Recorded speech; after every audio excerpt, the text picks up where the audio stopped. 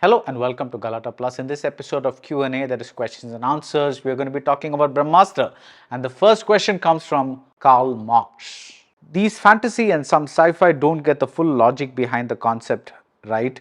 If Shiva is Agni Astra, how is that Dev is able to control Agni? Then Vanar Astra, some Astra have physical form and elemental Astra like Jala Astra have form, but Agni Astra don't have form. Can Astra exist in more than one form? I kind of didn't get your question, but I kind of know where you're coming from. Basically, you're saying that the rules of this universe are not really clear, and I didn't find them very clear myself, and I think some of the audience didn't either. See, what happens is when you start a movie with a huge explanation block, right, saying that long ago rishis existed in the Himalayas, and then then Astra happened, and this happened, and that happened, and Brahmastra happened, and this now there's like quite a lot of information to absorb in that one stretch.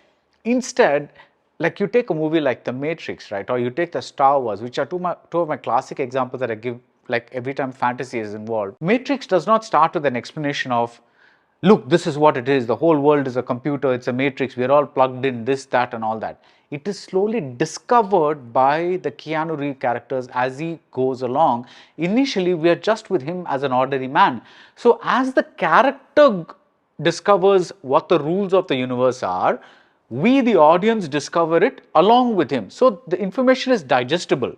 Instead, what happens is if some third person is telling us about the Matrix or about Star Wars, where again if you look at Star Wars, as Luke Skywalker discovers what the Jedi are, what the powers are, how Darth Vader did what he did and all that, we the audience are discovering along with Luke Skywalker the very same things. So that's a really classic screenwriting pattern instead of like giving a whole bunch of information at the beginning. So what really happens is when the Astras are manifest in human form, or like why are some Astras like higher in like priority versus others, it's all there, but it's somehow like it just comes across like a lecture at the beginning. I think that was one of the things that you're not able to kind of like absorb and keep, because the movie does not immediately use that information.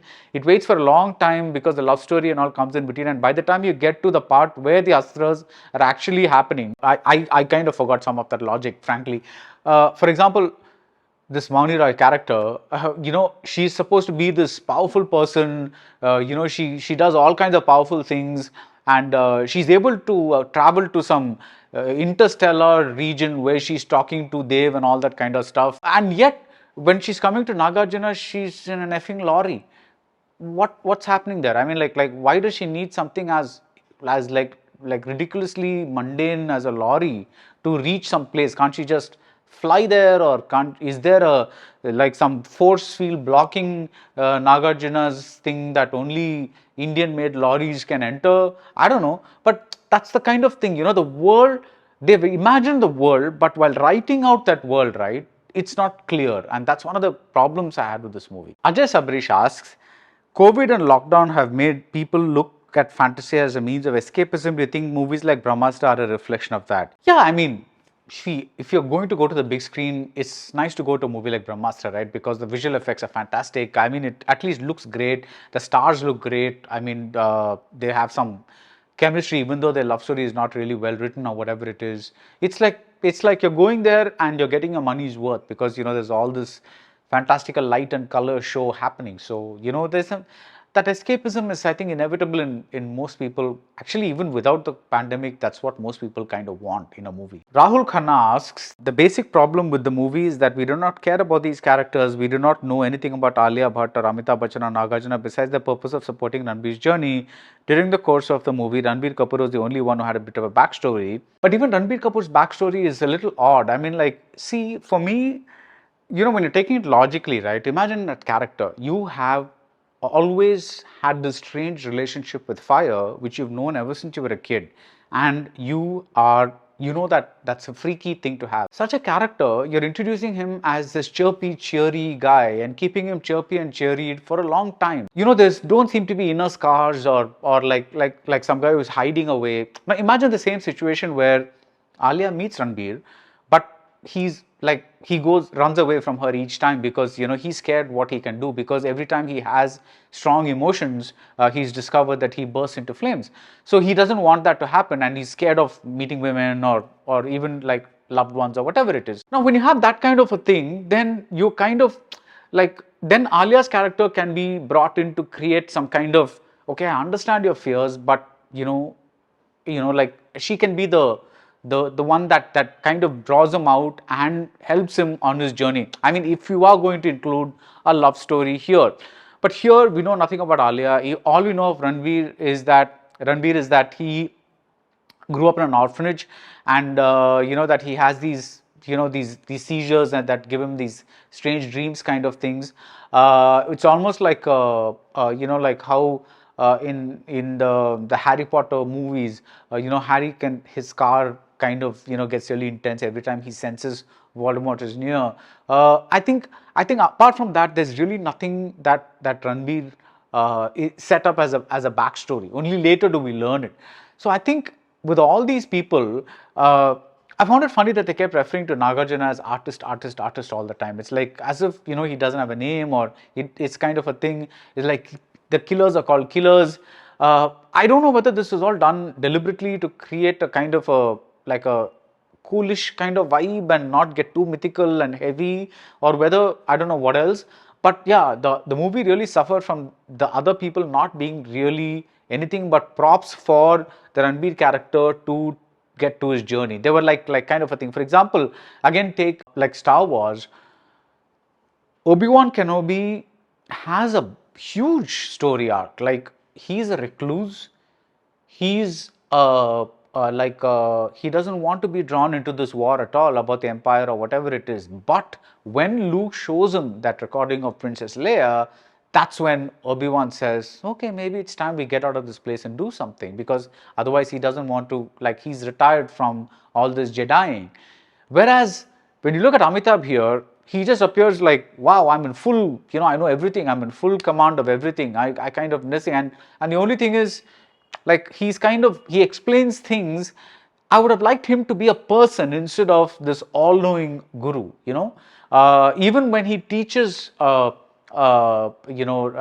to handle his powers, I think a little more of a personal touch would have been good, rather than just something like that. I had this idea of, if you're going to show an orphanage, why not have that orphanage where everyone is blessed with some kind of superpower, and Ranbir also knows that, and all these kids along with Ranbir are bonded together. Ranbir has picked out all these kids and is kind of keeping them there to keep them safe. But then when he realizes that these powers are not supposed to be something that you're scared of, then all these kids get to revel in their powers. That way the orphanage establishment makes sense, because now what happens in the movie is we lose the orphanage kids after a point. It's only there to make the girl fall in love with the guy.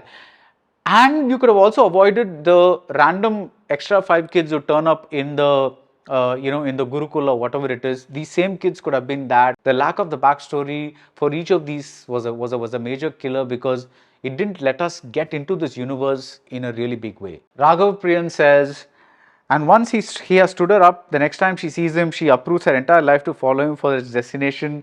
This is way more than what Jennifer Connelly did in Beautiful Mind, even though she was helping her husband and not a date she went twice.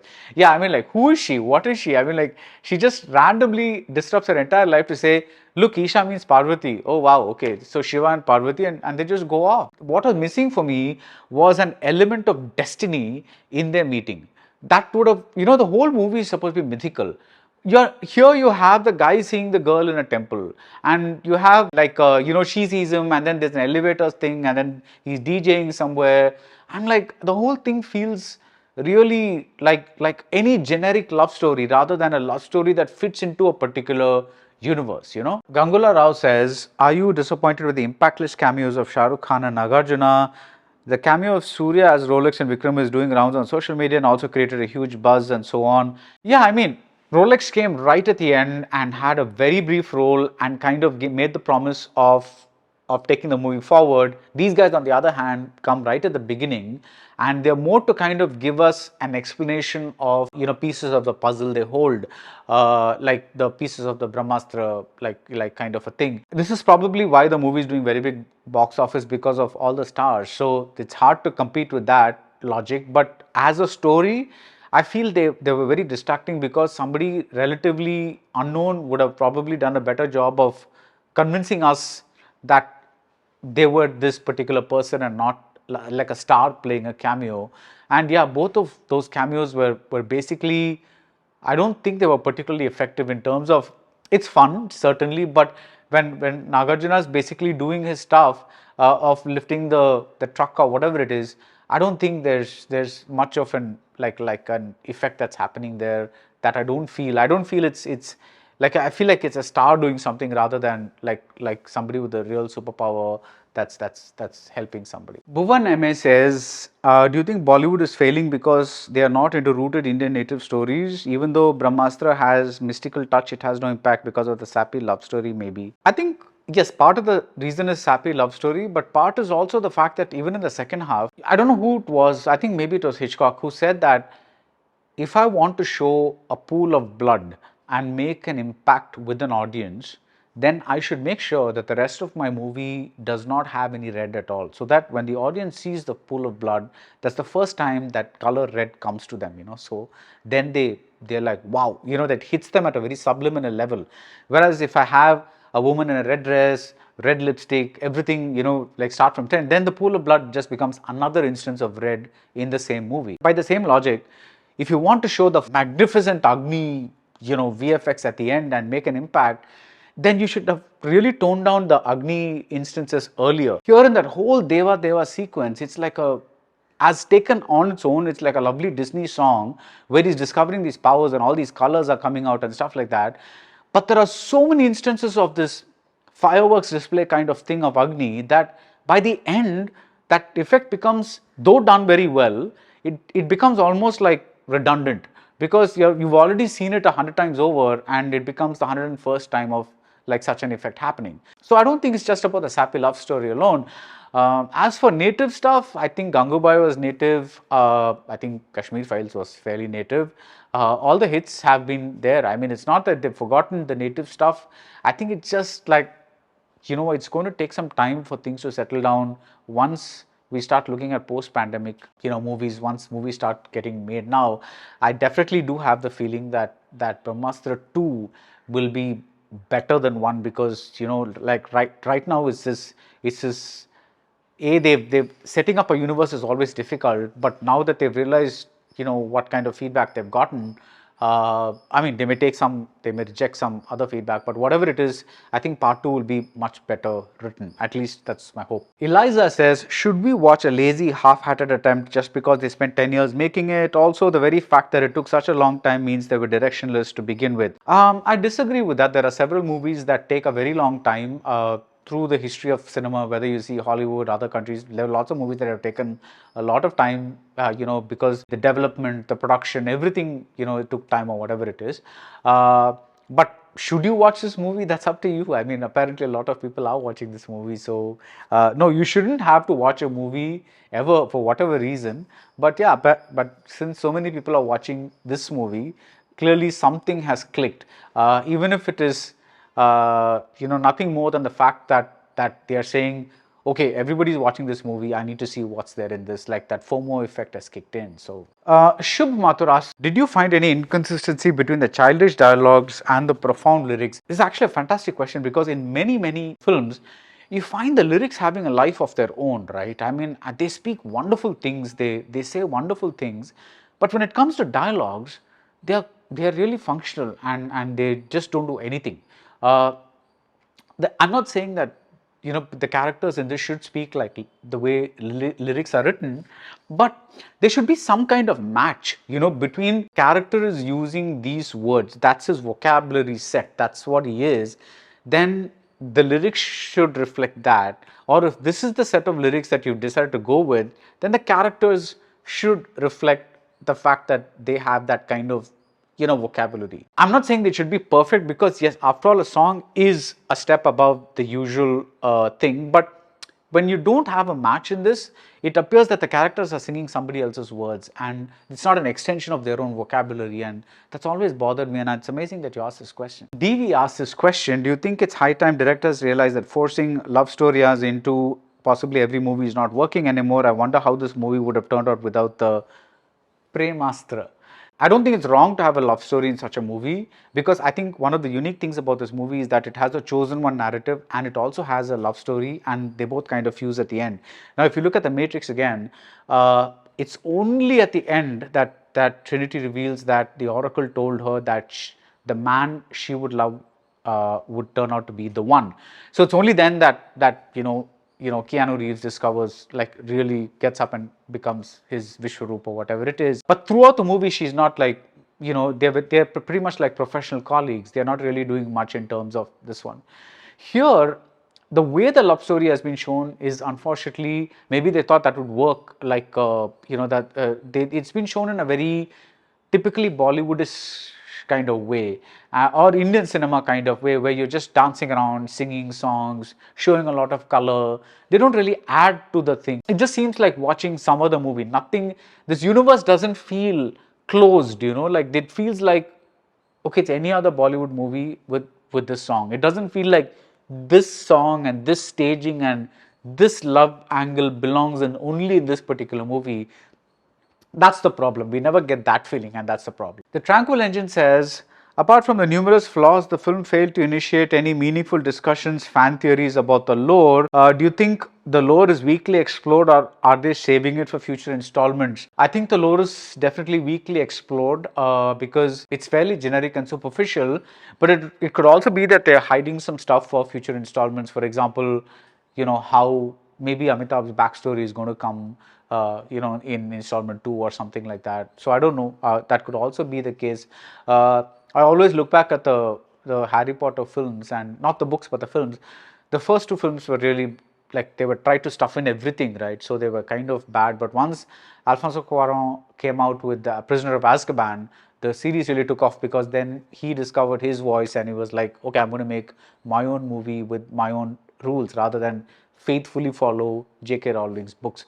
So I'm hoping something like that will happen in part 2. Bhargav says, do you think because of OTT there is a misconception in the industry that people watch in theaters only if the movie is made as a spectacle? I don't think it's spectacle as such, because in other languages you've had movies like Dhanush's Tiruchitrambalam was a big hit in Tamil, and that's not a spectacle. It's a very warm, kind of dark family story. With this also kind of plays with the relationship between a guy and a girl. So I think people are willing to watch something different and entertaining for them, but I think they need a star, because with the exception of the Kashmir Files, there has been, I don't think there's been any other movie that has succeeded without a star. And I think that's the real thing that people look for, that is there a star that I can go and watch. And I think that's one of the things that we've not been able to, like, get rid of, which is that people would rather watch a bad or average movie with a star than a good starless newcomer movie, even if a lot of people have given good word of mouth. That always becomes the, oh, that sounds like a good movie, I'll watch it on OTT. Radesh says he really enjoyed Brahmastra. Yes, the dialogues were funny, which felt cringy, except that the story was mid, but I was thoroughly entertained by the film. In fact, I'm waiting for part 2. That's great. I mean, what's there? He says, what were your expectations? My expectations were just that I would get a fully formed world, like what happened in Lagan, right? Because you're set it in the period of in the British Raj. So even though you're seeing Amir Khan, you're seeing him in a very different kind of dress setup. Everything is very unique. The world itself is very unique. It's been filmed like that. Another example would be the RRR or Bahubali or something like that, or even KGF. It's a very unique kind of world, even though it's set in the contemporary times, the costumes are kind of contemporary.